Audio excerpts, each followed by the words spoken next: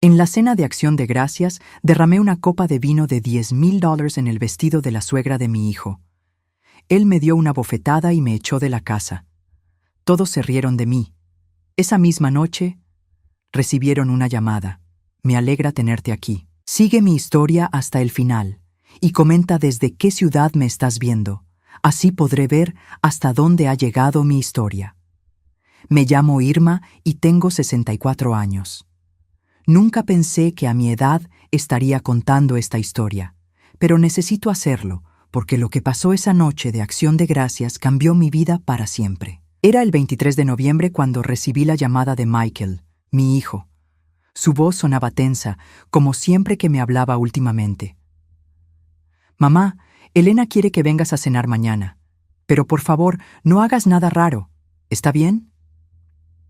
Elena era su esposa desde hacía 8 años. Una mujer de 42 años que venía de una familia adinerada y que nunca había ocultado su desprecio por mis orígenes humildes.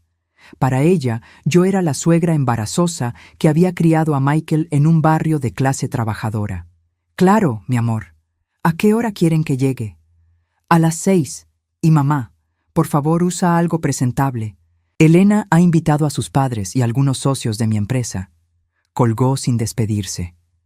Me quedé mirando el teléfono, sintiendo esa familiar punzada en el pecho.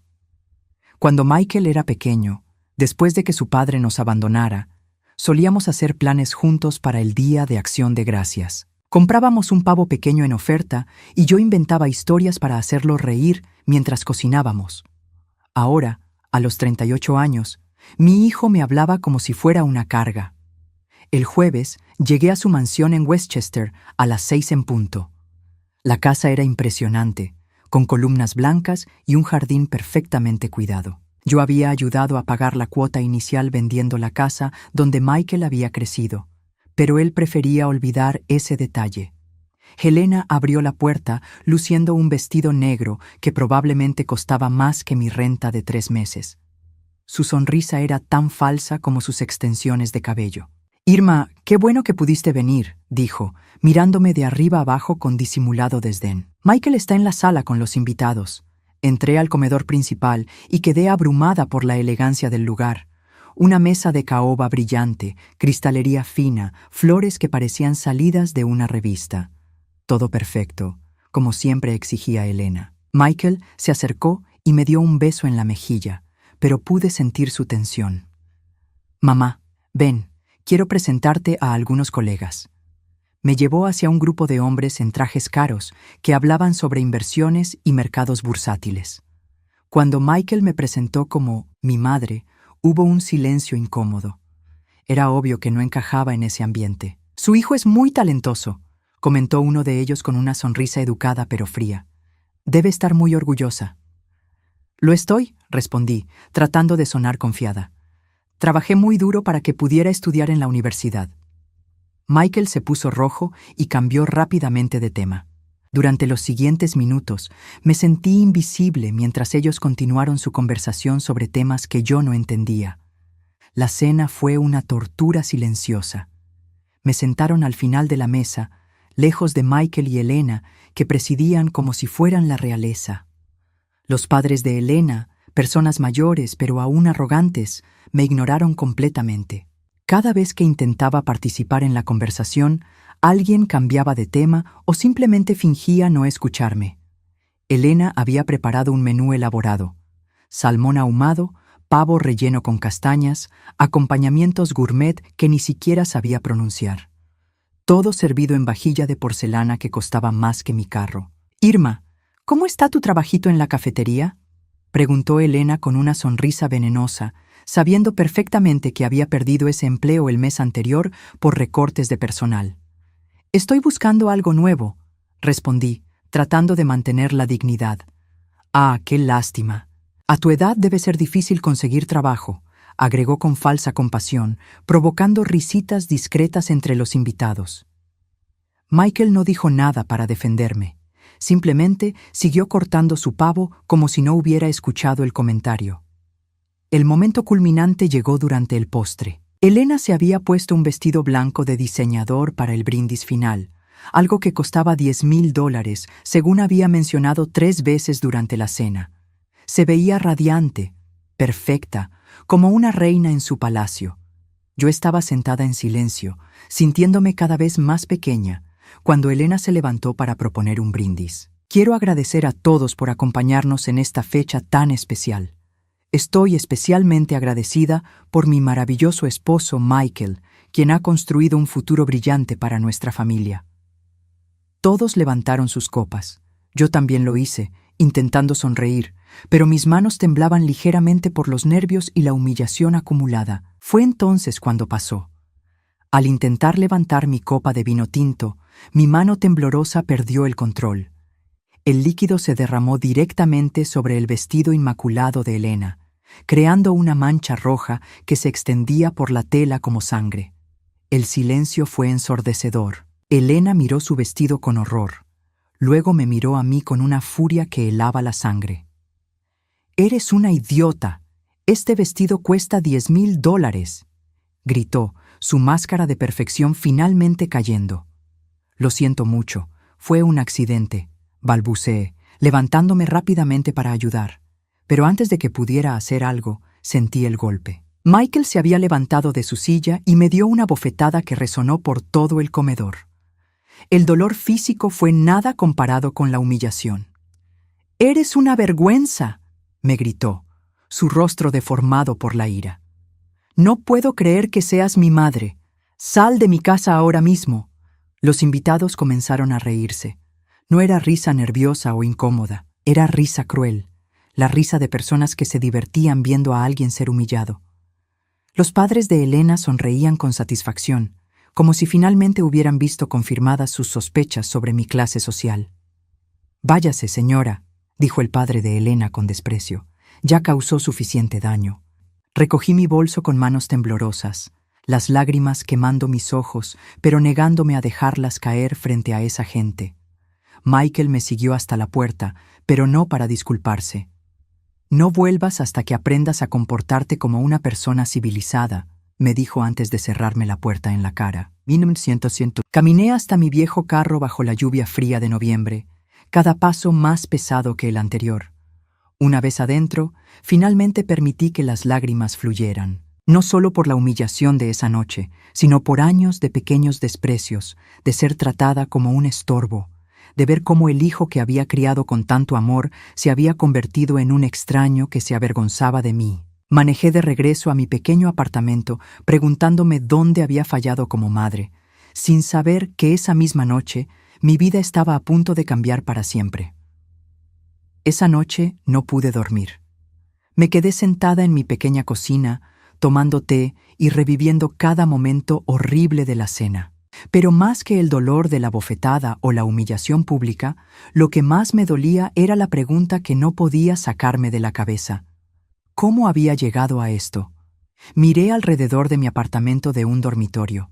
Las paredes necesitaban pintura, el sofá tenía los cojines hundidos por el uso, y la alfombra mostraba años de desgaste. No era mucho, pero era limpio y cálido. Había sido mi hogar durante los últimos 5 años, desde que vendí la casa familiar para ayudar a Michael con su negocio. Me levanté y fui al pequeño closet donde guardaba mis documentos importantes.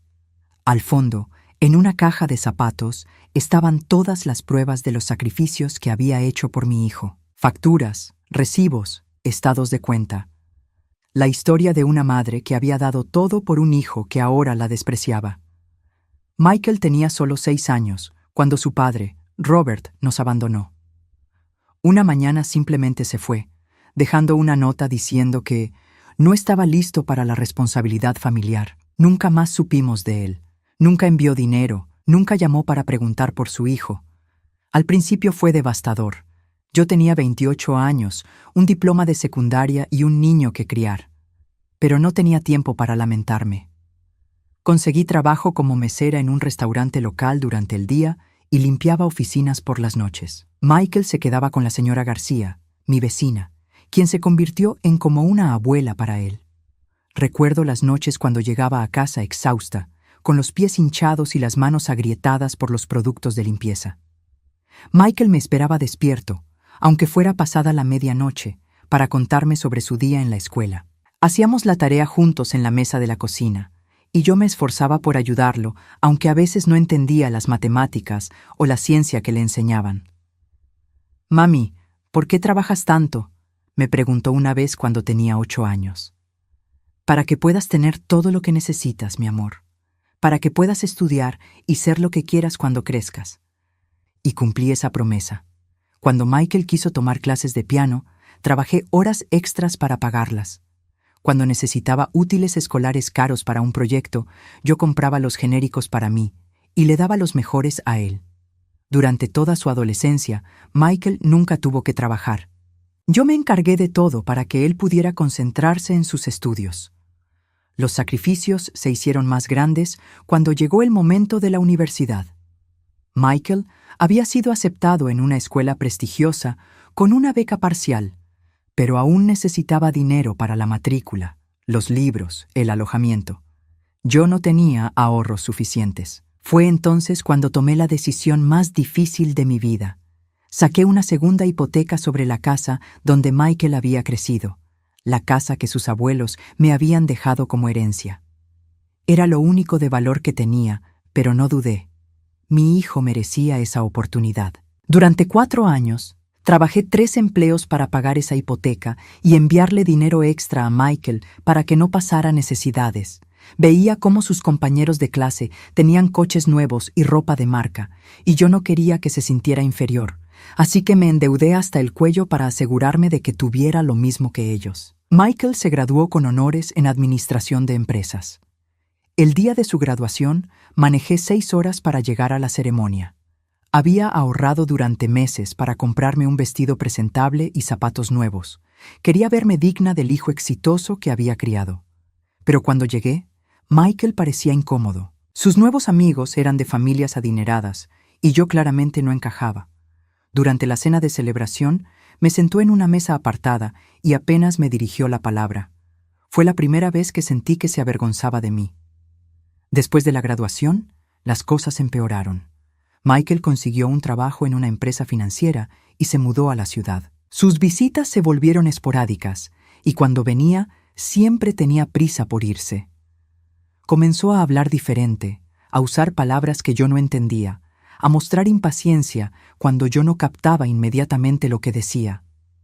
Cuando cumplió 30 años, Michael me dijo que quería empezar su propio negocio. Necesitaba capital inicial, y los bancos no le habían aprobado el préstamo que necesitaba. Vino a mí con un plan de negocios y proyecciones financieras que apenas entendí.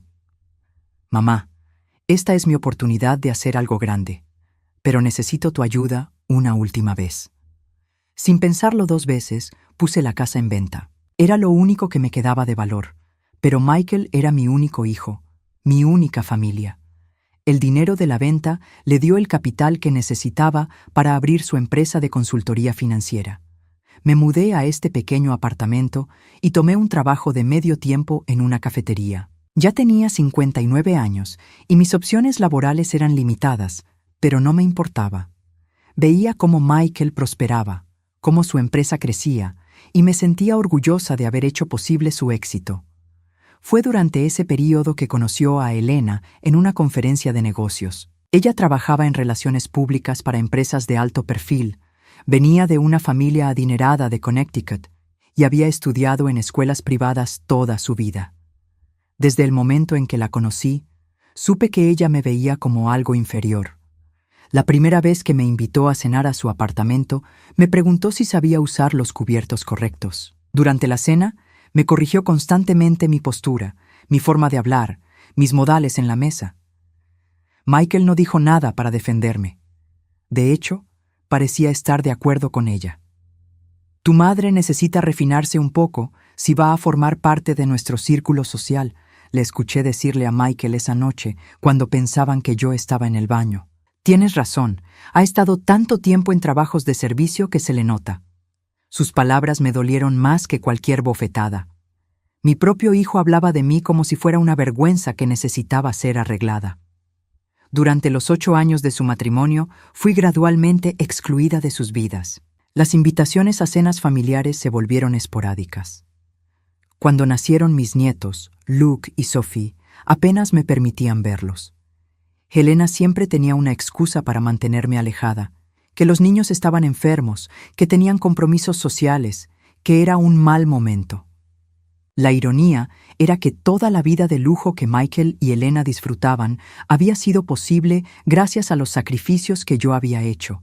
La casa, el negocio, las escuelas privadas de los niños, todo había sido financiado inicialmente con el dinero de la venta de mi casa familiar. Pero ellos preferían olvidar ese detalle. Ahora, sentada en mi cocina a las 3 de la madrugada, revisando todas esas facturas y recibos que documentaban años de sacrificio, me di cuenta de algo doloroso. Había criado a un hijo que se avergonzaba de sus orígenes, que veía mi amor como una debilidad y mis sacrificios como algo vergonzoso. Me serví otra taza de té y miré por la ventana hacia la madrugada gris. Mañana tendría que levantarme, buscar otro trabajo, continuar con mi vida pequeña y silenciosa. Pero por primera vez en años, me preguntaba si valía la pena seguir luchando por mantener una relación con un hijo que claramente deseaba que yo desapareciera de su vida. No tenía idea de que en menos de 12 horas todo iba a cambiar de una manera que nunca habría podido imaginar. El viernes amaneció gris y frío, igual que mi estado de ánimo. Me levanté a las 6 de la mañana, como siempre, aunque ya no tenía trabajo al que ir. La rutina se había vuelto un refugio contra el vacío que sentía por dentro. Preparé café en mi vieja cafetera y me senté junto a la ventana de la cocina, observando cómo los vecinos se preparaban para ir al trabajo. Familias normales con vidas normales. Me pregunté si alguna de esas madres había pasado por lo que yo viví la noche anterior, si alguna había sentido el rechazo de un hijo al que había dado todo. Mi celular no había sonado en toda la mañana. Parte de mí esperaba, tontamente, que Michael llamara para disculparse, que me dijera que había actuado bajo presión, que Helena lo había influenciado, que en el fondo aún me amaba. Pero el teléfono permanecía en silencio, tan silencioso como había estado durante los últimos meses. Alrededor de las 2 de la tarde, decidí salir a caminar. Necesitaba aire fresco y distraerme de mis pensamientos oscuros. El parque cerca de mi apartamento estaba casi vacío debido al frío. Me senté en un banco y observé a una anciana alimentando palomas. Se veía tranquila, en paz consigo misma. Me pregunté si yo alguna vez volvería a sentir esa paz. Cuando regresé a casa, eran casi las 5 de la tarde. Había decidido que era hora de enfrentar la realidad. Mi relación con Michael había terminado. No podía seguir aferrándome a la esperanza de que las cosas cambiaran. Era hora de reconstruir mi vida, de encontrar un propósito que no dependiera de un hijo que ya no me quería. Estaba preparando una cena sencilla cuando sonó el teléfono. El número era desconocido, con área de la ciudad. Normalmente no contestaba llamadas de números que no reconocía, pero algo me impulsó a responder. ¿Señora Irma Rodríguez? Sí, soy yo. Habla Jonathan Miller. Soy abogado de la firma Whitman & Associates. ¿Podría confirmar que usted es hija de Carmen Rodríguez, nacida Carmen Vázquez? Mi corazón se aceleró. Mi madre había muerto hacía 15 años. No entendía por qué un abogado preguntaba por ella ahora. Sí, Carmen era mi madre. ¿Pasó algo? Señora Rodríguez, necesito informarle sobre el fallecimiento de la señora Esperanza Vázquez Montenegro. Creemos que era familiar suya. El nombre me resultó vagamente familiar, pero no podía ubicarlo. Mi madre rara vez hablaba de su familia. Sabía que tenía parientes lejanos, pero nunca los había conocido. No estoy segura de conocer ese nombre, admití. Señora Vázquez Montenegro era la tía abuela de su madre, hija del hermano mayor de su bisabuelo. Murió la semana pasada a los 91 años, sin descendencia directa. Esperanza Vázquez Montenegro. De repente, un recuerdo borroso vino a mi mente. Mi madre mencionando una vez a una tía lejana que se había casado con un hombre adinerado y se había mudado a Europa después de la guerra. Pero había sido solo una historia pasajera, una de esas anécdotas familiares que se mencionan una vez y se olvidan. Señor Miller, no entiendo por qué me llama a mí. Señora Rodríguez, la señora Vázquez Montenegro la nombró como su única heredera en su testamento. Aparentemente, había estado siguiendo su vida a través de un investigador privado durante años. Las palabras no tenían sentido. Dejé caer el tenedor que tenía en la mano. ¿Perdón? Entiendo que es una sorpresa. La señora Vázquez Montenegro nunca se casó ni tuvo hijos. Según sus instrucciones, había estado buscando al único descendiente vivo de su familia en América. La encontró a usted hace varios años. Mi mente luchaba por procesar la información.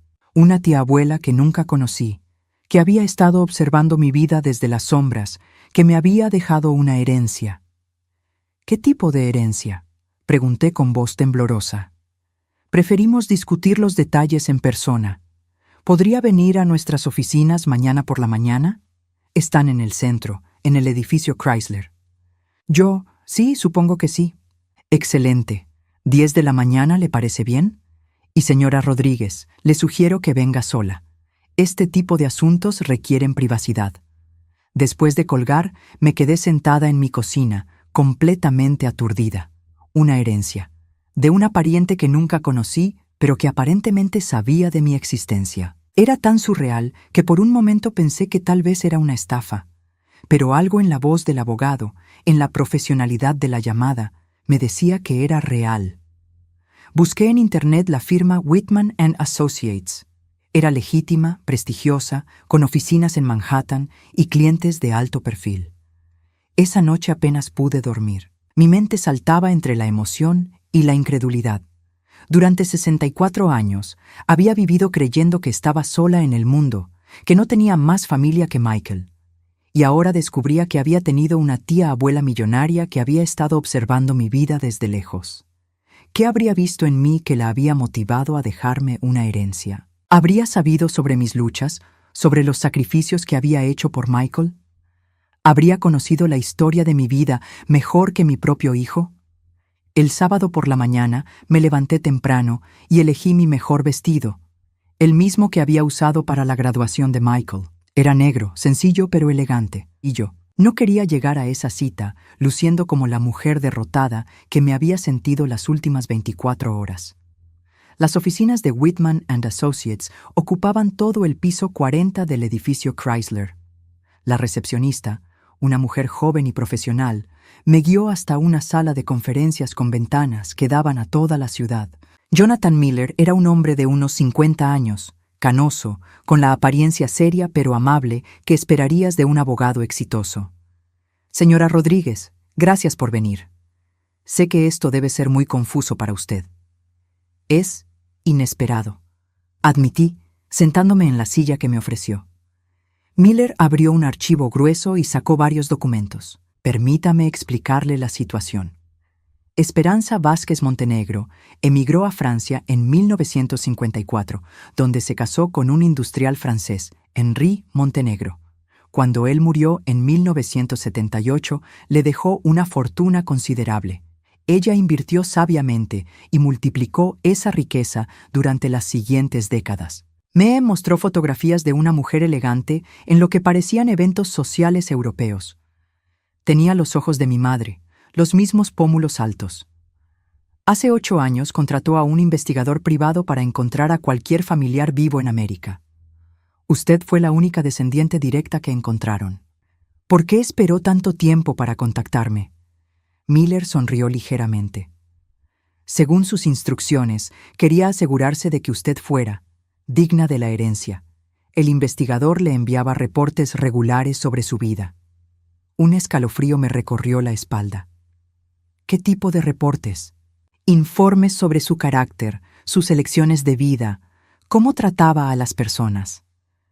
Estaba particularmente interesada en cómo había criado a su hijo como madre soltera. Las lágrimas comenzaron a acumularse en mis ojos.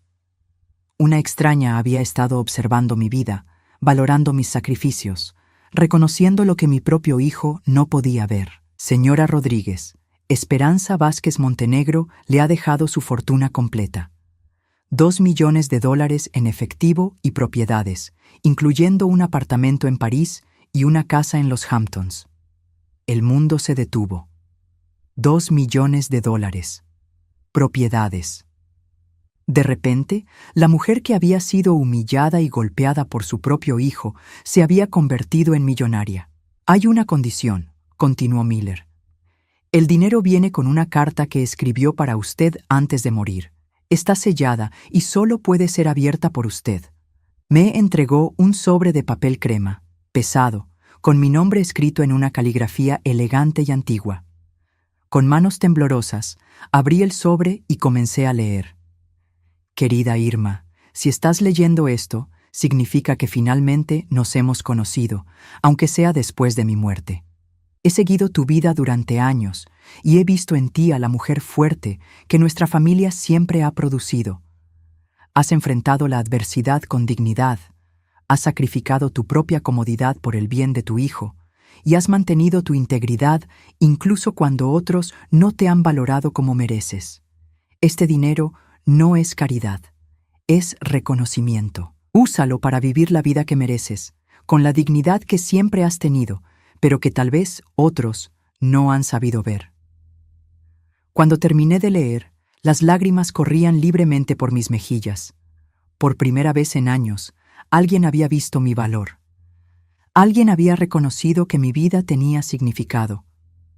¿Cuándo puedo acceder a los fondos?, pregunté, mi voz apenas un susurro. Los papeles están listos. El dinero puede estar en su cuenta el lunes por la mañana. Salí de esa oficina sintiéndome como si caminara en un sueño. En el elevador vi mi reflejo en las puertas metálicas. Seguía siendo la misma mujer de 64 años, pero algo había cambiado en mis ojos. Por primera vez en mucho tiempo, había esperanza. Cuando llegué a casa, mi teléfono tenía 15 llamadas perdidas, todas de Michael. La noticia había llegado hasta él, aunque no sabía cómo. Tal vez a través de contactos en el mundo financiero, tal vez porque el abogado había intentado localizarme a través de él primero.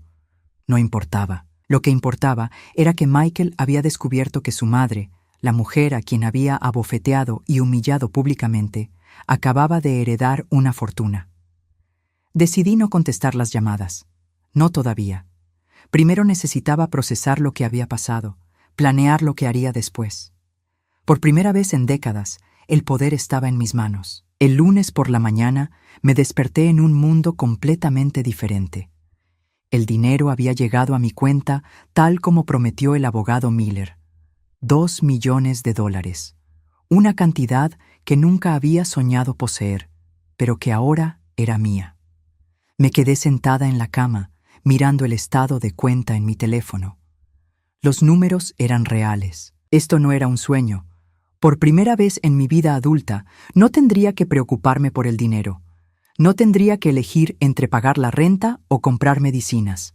No tendría que aceptar trabajos humillantes solo para sobrevivir. Mi teléfono había sonado constantemente durante el fin de semana. Michael, Helena, incluso números que no reconocía. Había ignorado todas las llamadas. Necesitaba tiempo para pensar, para planear mi siguiente movimiento. El primer paso fue encontrar un lugar digno donde vivir. Pasé la mañana visitando apartamentos en mejores vecindarios. No quería algo ostentoso, pero sí quería comodidad y dignidad. Finalmente encontré un hermoso apartamento de 2 dormitorios en Upper East Side. Tenía una vista parcial del parque, cocina moderna y, lo más importante, portero las 24 horas. Ya no tendría que preocuparme por mi seguridad. Firmé el contrato esa misma tarde y pagué un año completo por adelantado. El agente inmobiliario parecía sorprendido por mi decisión rápida, pero el dinero hablaba por sí solo. El martes contraté una empresa de mudanzas. No tenía muchas pertenencias que valer la pena trasladar, pero había algunas cosas con valor sentimental. Fotos de Michael cuando era pequeño, algunos libros, la vajilla que había heredado de mi madre. El resto lo doné a caridad. Fue mientras supervisaba la mudanza que finalmente llegó Michael. Escuché su voz en el pasillo antes de verlo. Estaba discutiendo con el portero, exigiendo que lo dejara subir.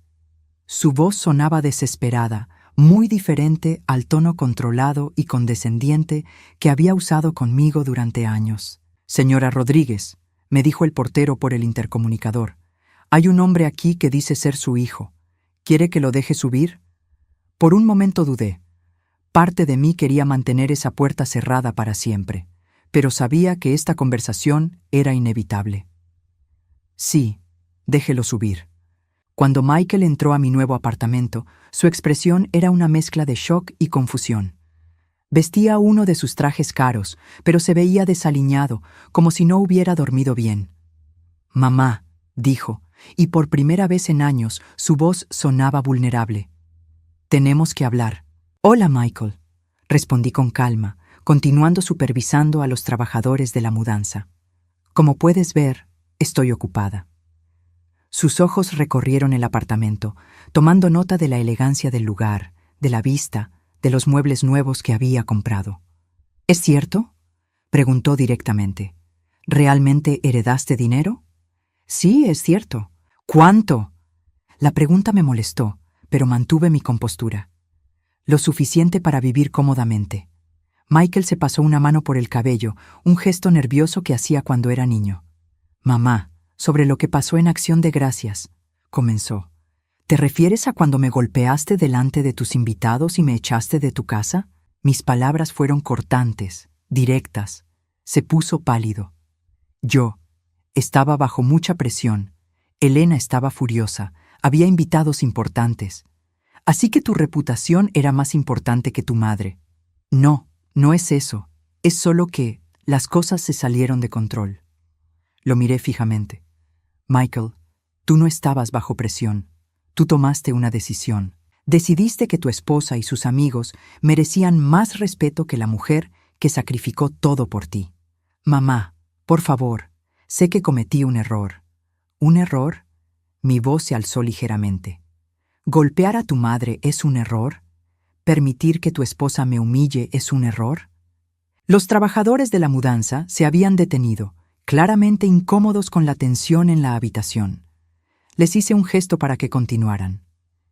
«Mira», dijo Michael, cambiando de táctica, «sé que las cosas han estado tensas entre nosotros últimamente, pero somos familia, podemos superar esto». «¿Familia?». Repetí la palabra como si fuera extraña. «El jueves por la noche me dijiste que era una vergüenza. Me echaste bajo la lluvia después de humillarme públicamente. ¿Dónde estaba la familia entonces?». Estaba enojado. «No, Michael, estabas siendo exactamente quien eres. La herencia no cambió eso, solo te hizo notar lo que habías perdido». En ese momento, Elena apareció en la entrada. Vestía un abrigo de piel y cargaba un bolso de diseñador que costaba más que el alquiler de mi antiguo apartamento. Su expresión era de sorpresa mal disimulada al ver la elegancia de mi nuevo hogar. «Irma», dijo con una sonrisa forzada, «qué apartamento tan encantador». «Elena», mi voz era neutra, sin emoción. «Escuché sobre tu herencia. Qué sorpresa tan maravillosa». «Maravillosa para mí, sí». Elena intercambió una mirada con Michael. Era obvio que habían venido con un plan, probablemente ensayado. «Irma», continuó Elena, su voz tomando un tono más cálido, más familiar de lo que había usado jamás conmigo. «Michael y yo hemos estado hablando sobre lo que pasó en Acción de Gracias. Nos damos cuenta de que tal vez reaccionamos exageradamente». «¿Tal vez?». Lo que quiero decir es que, bueno, las emociones estaban altas. El vestido costaba mucho dinero, y yo reaccioné sin pensar.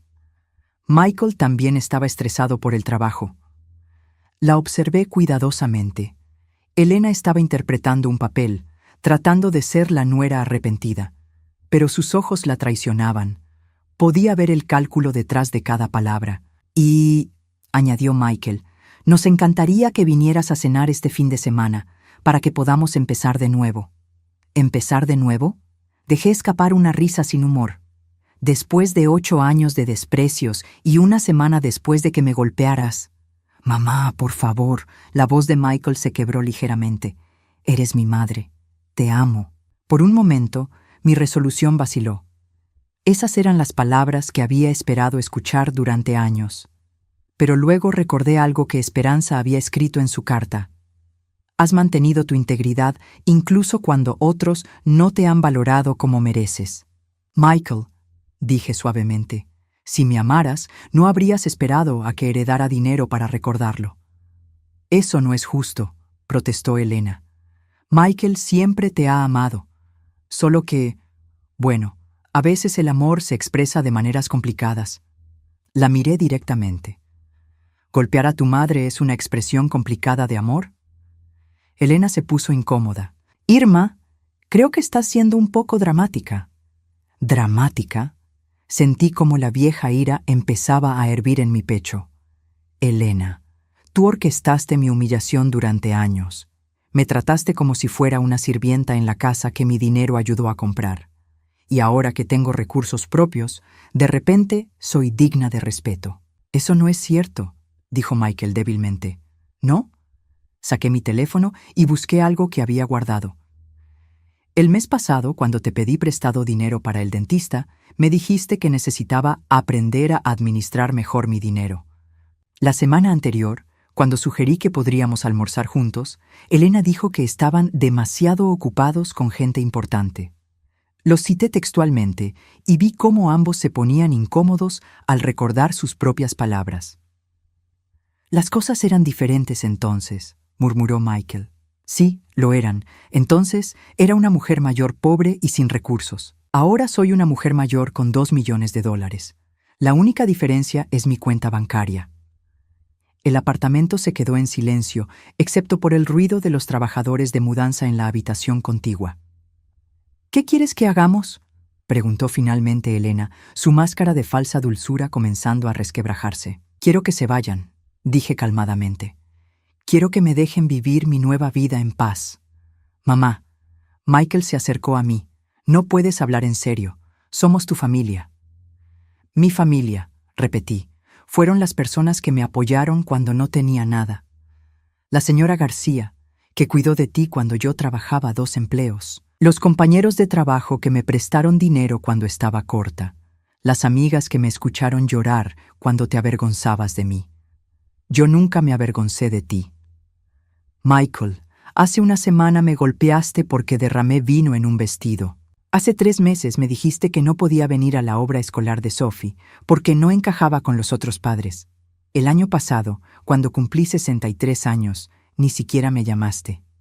Cada palabra era un golpe preciso y vi cómo Michael se encogía con cada una. «Podemos cambiar», dijo desesperadamente. «Dame una oportunidad de arreglar las cosas». Por un momento lo consideré. Este era mi hijo, el niño que había criado, el pequeño que solía esperarme despierto sin importar qué tan tarde llegara del trabajo.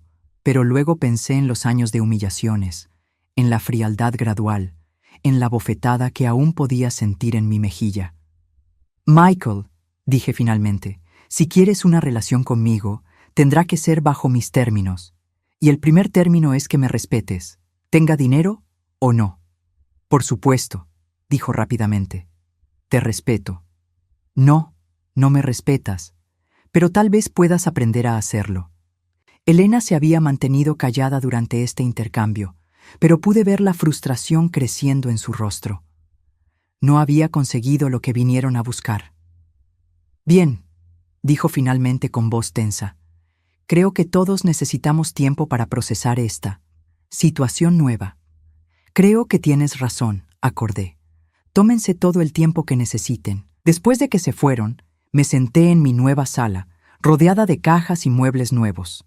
Fuera, la ciudad se extendía ante mí como un mapa de posibilidades infinitas. Por primera vez en años, tenía el poder de elegir cómo quería vivir mi vida.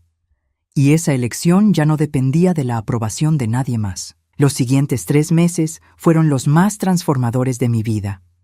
No solo físicamente, aunque comprar ropa nueva y arreglarme el cabello en un salón de verdad me había hecho sentir como una persona completamente diferente. El cambio más profundo era interno. Por primera vez desde que Michael era pequeño, mis decisiones no dependían de nadie más. Decidí usar mi nueva posición de manera estratégica. No quería venganza en el sentido cruel de la palabra, pero tampoco iba a permitir que Michael y Elena continuaran con sus vidas como si nada hubiera pasado. Quería que entendieran el valor de lo que habían perdido. Mi primer movimiento fue sutil pero efectivo. Westchester, donde vivían Michael y Elena, tenía una sociedad muy cerrada. Las mismas familias adineradas se movían en los mismos círculos, asistían a los mismos eventos, pertenecían a los mismos clubes. Helena había trabajado duro para asegurar su lugar en esa jerarquía social. Usando mi nueva dirección en Upper East Side y algunas referencias estratégicas del abogado Miller, logré obtener membresía en el Westchester Country Club. Era el mismo club donde Helena había intentado durante años conseguir una membresía completa, pero solo había logrado acceso como invitada ocasional a través de los contactos de Michael. La primera vez que aparecí en el club, vestida con un elegante conjunto de Carolina Herrera y acompañada por Margaret Whitfield, una mujer mayor que había conocido en mi nuevo edificio y que resultó ser de una familia prominente, el efecto fue inmediato. Vi cómo Helena me vio desde el otro lado del comedor, su rostro palideciendo cuando se dio cuenta de que yo estaba sentada en la mesa principal mientras ella permanecía en el área general. ¿No es esa tu suegra? Escuché que alguien le preguntó. «Ex-suegra», corrigió Helena rápidamente, pero su voz sonaba tensa. Margaret, que había sido informada discretamente sobre mi situación, hizo su parte perfectamente. «Irma es una mujer fascinante», le dijo en voz alta a la señora Patterson, que estaba sentada en la mesa de al lado. Heredó una fortuna considerable de familia europea. Es tan refrescante conocer a alguien con clase real, no como estas nuevas adineradas que no saben comportarse. El comentario fue claramente dirigido hacia Helena y todos en el área lo entendieron. Vi cómo Helena se encogía en su silla. Pero mi estrategia más efectiva involucró el negocio de Michael. Durante años había escuchado sus conversaciones telefónicas sobre clientes, contratos, la importancia de las conexiones sociales en su campo. Michael se especializaba en asesoría financiera para familias adineradas y gran parte de su éxito dependía de su reputación y conexiones. A través de Margaret y otros contactos que hice en el club, comencé a conocer a las esposas de algunos de los clientes más importantes de Michael. No dije nada directamente contra él, pero mi simple presencia contaba una historia.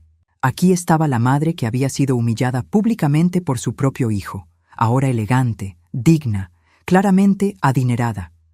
Es terrible cuando los hijos se olvidan de quienes los criaron, comentó la señora Morrison durante un almuerzo benéfico. Mi marido siempre dice que puedes juzgar el carácter de un hombre por cómo trata a su madre. Estas conversaciones llegaban inevitablemente a los oídos de sus esposos y gradualmente Michael comenzó a perder clientes. No de manera dramática, pero lo suficiente para que se diera cuenta. Los contratos que esperaba renovar no se materializaban. Las referencias que normalmente recibía se secaron. Su reputación, construida cuidadosamente durante años, comenzó a erosionarse. Helena también sintió las consecuencias. Las invitaciones a eventos sociales se volvieron menos frecuentes. Las amigas que solía ver para almorzar estaban demasiado ocupadas. En los eventos a los que sí asistía, se encontraba siendo ignorada sutilmente, relegada a conversaciones menos importantes. Un día, mientras estaba en mi apartamento revisando algunos documentos de inversión, recibí una llamada inesperada. «Señora Rodríguez, habla David Patterson de Patterson & Associates». Reconocí el nombre. Era uno de los clientes más importantes de Michael, un hombre cuya esposa había conocido en el club. «Señor Patterson, ¿en qué puedo ayudarlo? Entiendo que recientemente heredó una cantidad considerable y podría estar buscando asesoría de inversión». Era interesante. Patterson había sido cliente de Michael durante 5 años, pero ahora me contactaba directamente a mí. «Es posible», respondí cuidadosamente. «Me gustaría invitarla a almorzar para discutir algunas oportunidades. He escuchado que es una mujer de buen juicio». El almuerzo fue revelador. Patterson no solo quería manejar mis inversiones, sino que me confesó que había perdido confianza en Michael después de escuchar rumores sobre cómo trataba a su familia. «Un hombre que no respeta a su madre difícilmente respetará a sus clientes», me dijo directamente. «Mi esposa quedó muy impresionada con usted en el club. Dice que es obvio que es una mujer de clase y dignidad». No firmé con Patterson ese día, pero la conversación me confirmó que mi estrategia estaba funcionando. La reputación de Michael se estaba desmoronando. No por nada que yo hubiera hecho directamente, sino simplemente por mi presencia en los círculos donde él necesitaba mantener respeto. Fue alrededor de esa época que Michael comenzó a llamarme con más frecuencia. Sus mensajes de voz sonaban cada vez más desesperados. Mamá, por favor, llámame. Necesitamos hablar. Mamá, creo que hay un malentendido. La gente está diciendo cosas. Mamá, mi negocio está sufriendo. No sé qué está pasando, pero necesito tu ayuda. Escuchaba los mensajes, pero no respondía. Quería que sintiera la incertidumbre, la pérdida de control que yo había sentido durante años. Elena también intentó contactarme, pero de manera más indirecta. Comenzó a aparecer en lugares donde sabía que yo podría estar. El club, ciertas tiendas en el Upper East Side, eventos benéficos, siempre con una sonrisa forzada, siempre tratando de iniciar conversaciones casuales. Irma, qué coincidencia verte aquí, me dijo una tarde en Bergdorf Goodman, donde estaba comprando un vestido para un evento en el museo. Elena, respondí cortésmente, continuando con mis compras. Te ves muy bien. Ese color te favorece. Era un intento patético de camaradería, considerando que durante años me había criticado sutilmente cada aspecto de mi apariencia. Gracias. Escucha, dijo, bajando la voz. Creo que hay algunos malentendidos circulando. Sobre Michael, sobre nosotros. La gente a veces exagera las cosas. ¿Qué tipo de malentendidos? Bueno, algunos dicen que Michael te trató mal, pero tú sabes que él te ama. Solo que, a veces las familias tienen desacuerdos. ¿Desacuerdos? La miré directamente. Elena, tu esposo me golpeó delante de tus invitados. ¿Tú te reíste? Se puso pálida. Eso fue. Las emociones estaban altas. Las emociones no justifican la violencia. Por supuesto que no. Lo que quiero decir es que Michael se arrepiente profundamente. Hemos estado en terapia, trabajando en nuestros problemas de comunicación. Era una mentira obvia, pero interesante que sintiera la necesidad de inventarla. Me alegra escuchar eso, dije, recogiendo mis compras. Espero que les ayude. Irma, wait. Me detuvo cuando me dirigía hacia la salida. ¿Podríamos tomar café algún día? Para hablar apropiadamente. No creo que sea necesario, Elena. Por favor, por Michael, por los niños. Ellos preguntan por su abuela. Ese último comentario me dolió. Luke y Sophie, mis nietos, habían sido utilizados como armas en esta guerra familiar, pero no iba a permitir que Elena manipulara mis emociones. Si Michael quiere que vea a mis nietos, puede llamarme directamente, pero no a través de ti. Esa noche, Michael sí me llamó. Mamá, por favor, necesitamos hablar. Cara a cara. Su voz sonaba quebrada, desesperada. Por primera vez, sonaba como el niño que solía ser cuando tenía miedo o estaba confundido. ¿Qué quieres discutir, Michael? Todo. Mi comportamiento, el negocio, los niños. Mamá, estoy perdiendo todo. Cuéntame qué está pasando. Los clientes se están yendo. Las referencias se han secado. La gente dice cosas sobre cómo trato a mi familia. ¿Y cómo tratas a tu familia? Hubo una larga pausa. Me he dado cuenta de que tal vez no he sido el hijo que debería haber sido. Era la admisión más honesta que había escuchado de él en años. ¿Qué quieres de mí, Michael? Una oportunidad, solo una oportunidad de arreglar las cosas. No por el dinero, se apresuró a añadir. Por nosotros, por la familia.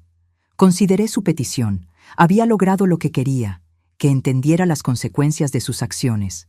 Pero la pregunta era si realmente había aprendido algo o si simplemente estaba asustado por las repercusiones financieras. Michael, dije finalmente, si realmente quieres arreglar las cosas, vas a tener que hacer más que pedir perdón. Vas a tener que demostrar que has cambiado. ¿Cómo? Dime qué hacer. Primero, terapia. Real. No la mentira que Elena le dijo a la gente. Terapia individual para trabajar en por qué pensaste que era aceptable tratarme como lo hiciste. Está bien. Segundo, quiero una disculpa pública. No necesito que pongas un anuncio en el periódico, pero quiero que las mismas personas que presenciaron mi humillación sepan que reconoces que estuviste mal. Mamá, esas son mis condiciones, Michael. Si no puedes cumplirlas, entonces no tenemos nada más que discutir.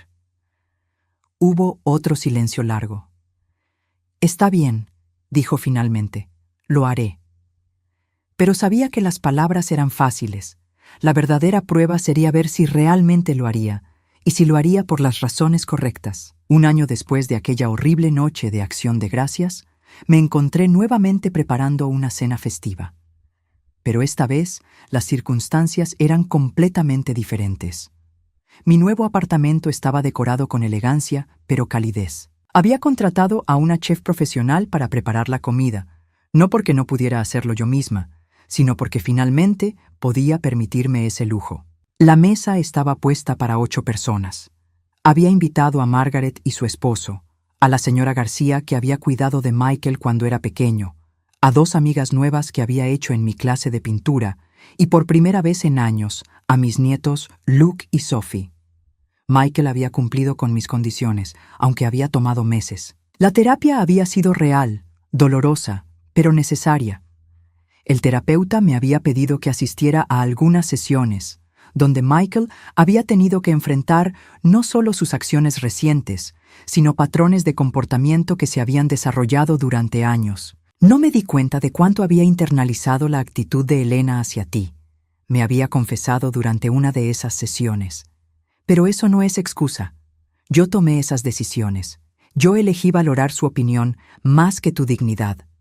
La disculpa pública había llegado en forma de una carta al editor del periódico local de Westchester, donde Michael reconocía públicamente que había tratado mal a su madre y que estaba trabajando para ser un mejor hombre. Fue un gesto humilde que sorprendió a muchos en su círculo social. Pero el cambio más significativo no había venido de Michael, sino de mi propia transformación. Durante esos meses, había descubierto quién era yo cuando no estaba definida por mi relación con mi hijo.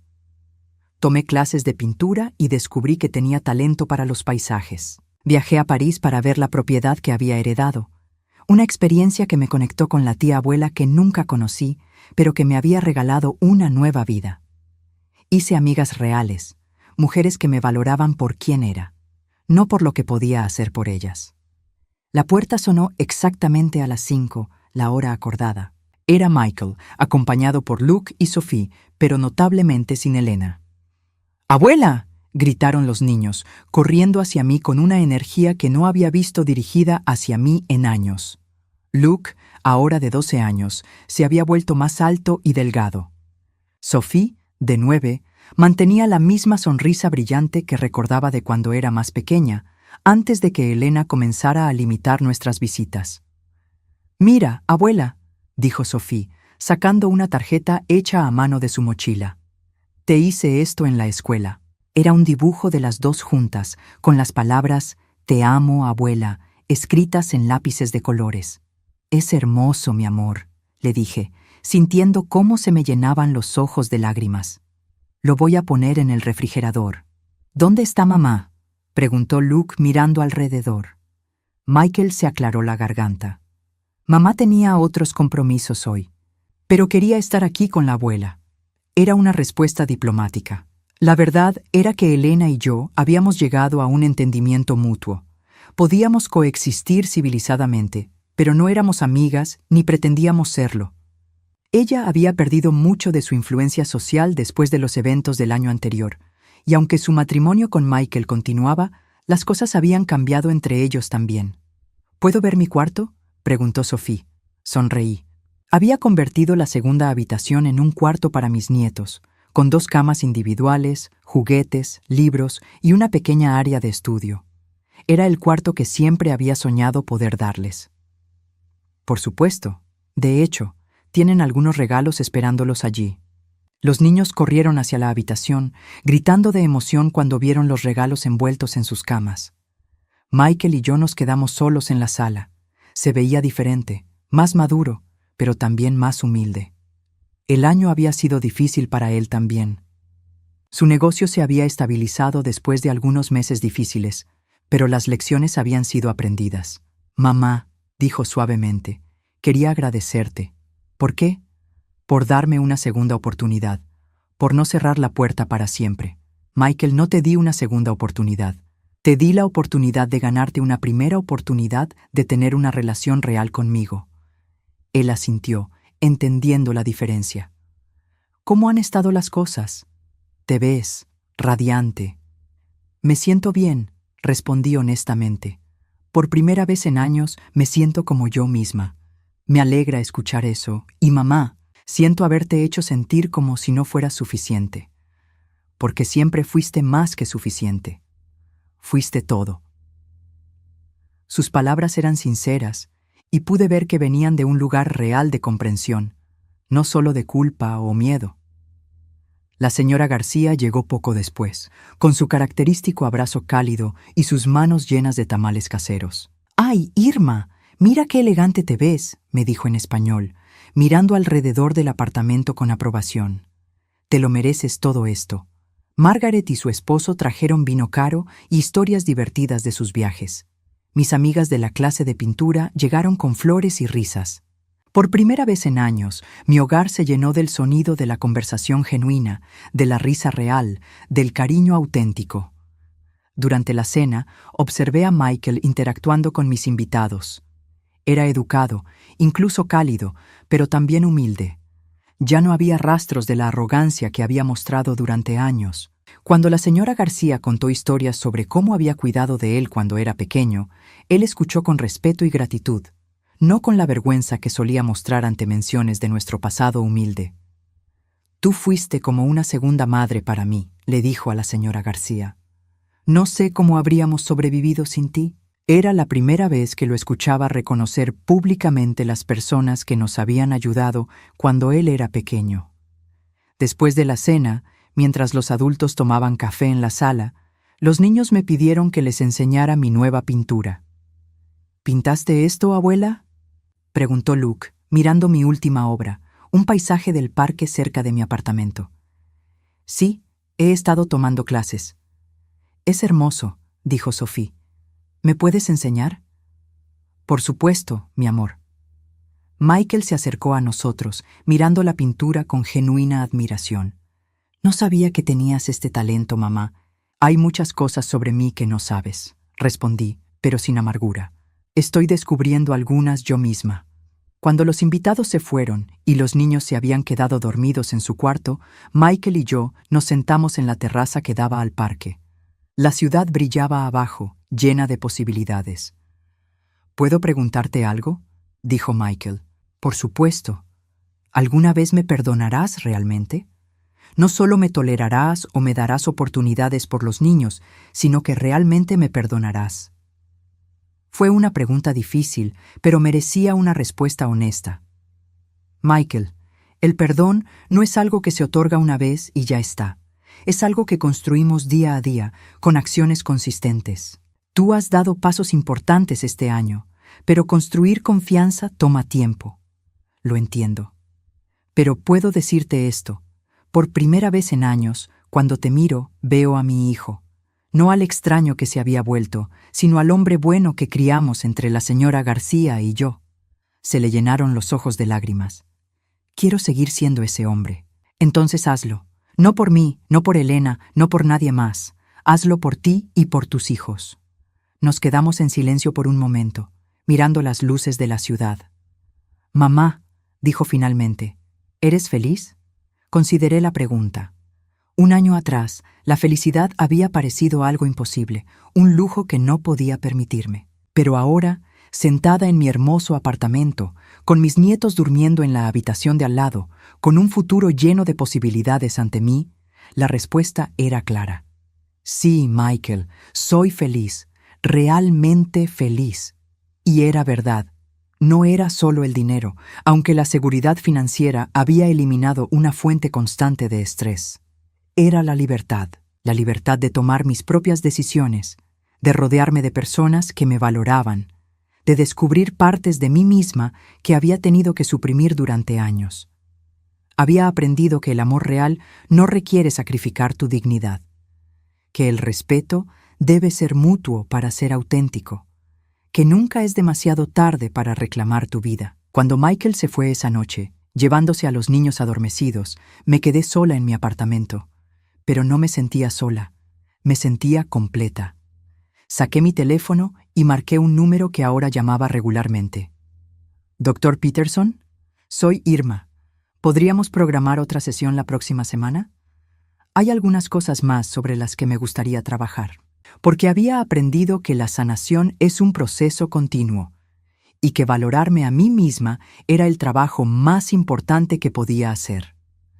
Esa noche, antes de dormir, saqué la carta de esperanza de mi mesa de noche y la releí una vez más. Has mantenido tu integridad incluso cuando otros no te han valorado como mereces. Este dinero no es caridad, es reconocimiento. Finalmente entendía completamente lo que había querido decir.